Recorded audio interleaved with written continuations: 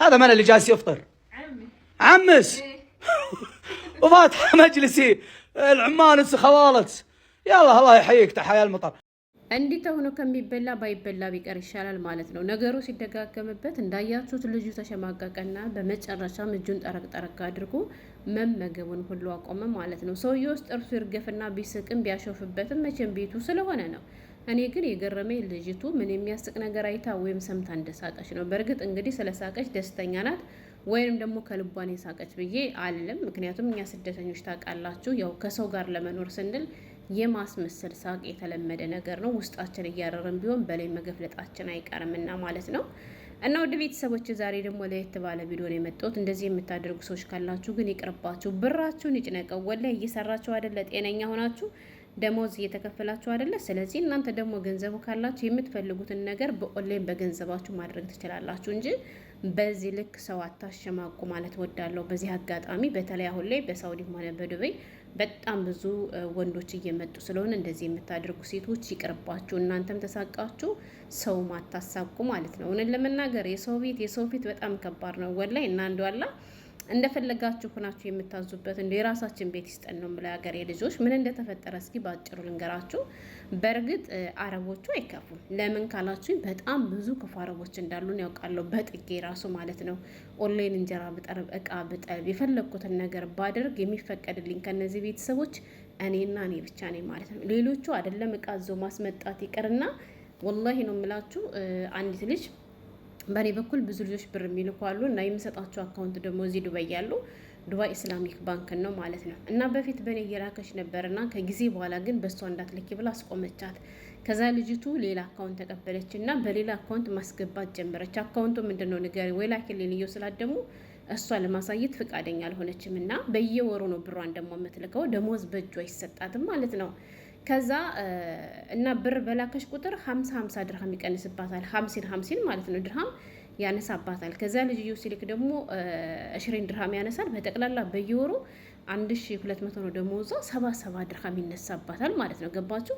እና ልጅቷ 2 ጊዜ ልካ በሶስተኛው ለሴትዋ ምን አለቻት?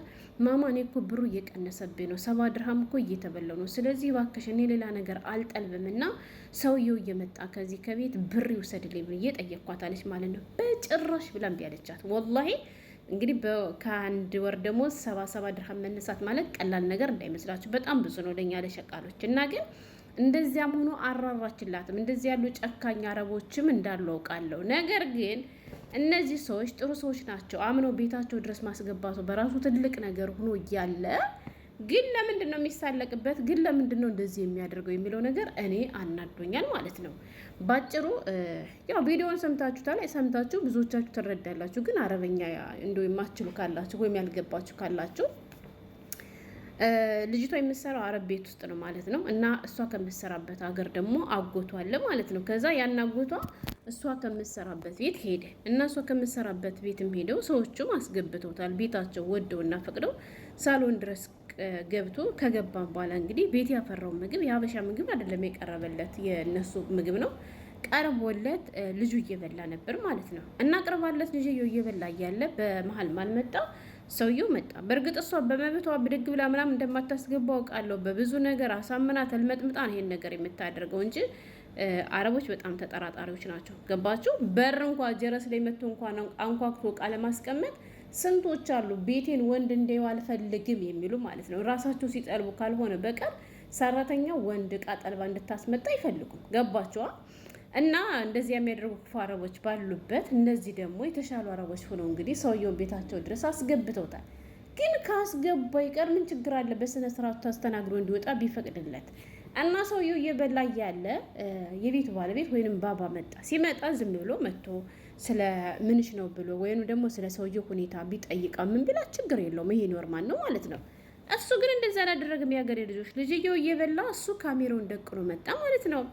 ከዛ ካሜራውን ደቅኖ ከመጣ በኋላ ልጅቷ ቆማ ነበር ማለት ነው፣ ሸቃሊት። እኔ ግን ስትስቃ እናዳኛለ። እኔ ቢሆን አልስቅም፣ ወላሂ ነው የምላችሁ። እንዴ እንደዚያ በወንድሜ እየተሳለቀበት እኔ ሳቄ ሊመጣል የማስመሰል ሳቅም ቢሆን አይመጣልኝም፣ ባይበላ ቢቀርስ። ከዛ ወቅቱ የፍጡር ወይም የቁርስ ሰዓት ይመስለኛል እና ሀዳምኑ ይፍጥር አላት ማለት ነው። ይሄ ቁጭ ብሎ ቁርስ የሚበላው ሰውዬ ማን ነው ሲላት፣ እሷ ደግሞ ማን አለች? አሜ ያለችው ማለት ነው። አጎቴ ነው ስትለው ሳቁን ለቀቀ። በቃ ካሜራውን ደቅኗል። ልጅየው እየበላ ነው በየት ይብላ ማለት ነው። ልጅየው ተሸማቀቀ። በጎን ይስቅበታል፣ በጎን ይቀርጸዋል።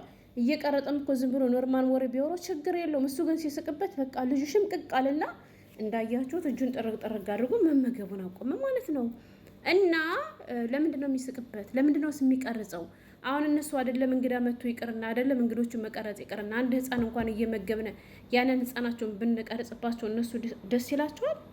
እኔ በጣም ነው ያስጠላኝ፣ ወላሂ በጣም ነው ያናደደኝ ሰውየው ማለት ነው። ከሰውየውም በላይ ደግሞ እሷ የፈለገ ያክል እንደው ለማስመሰል ለመኖር ብልም ቢሆን እኔ በዚህ አልስቅም፣ እኔ በዚህ አልገፈለጥም። እና በዚህ አጋጣሚ ማለት ነው የሀገሬ ልጆች አሁን ላይ እንደሚታወቀው እድሜ ለ500 ለ600 ለ400 ሺህ ብር ይጭነቀው እንጂ በሳውዲም ሆነ በዱባይም በጣም ብዙ እህቶች ወንድሞቻችሁን የምታስመጧላችሁ ማለት ነው። ስለዚህ ወንድሞቻችሁን እያስመጣችሁ የወንድሞቻችሁን ክብር ማታስረግጡ፣ እናንተ ማትሳቀቁ ማለት ነው።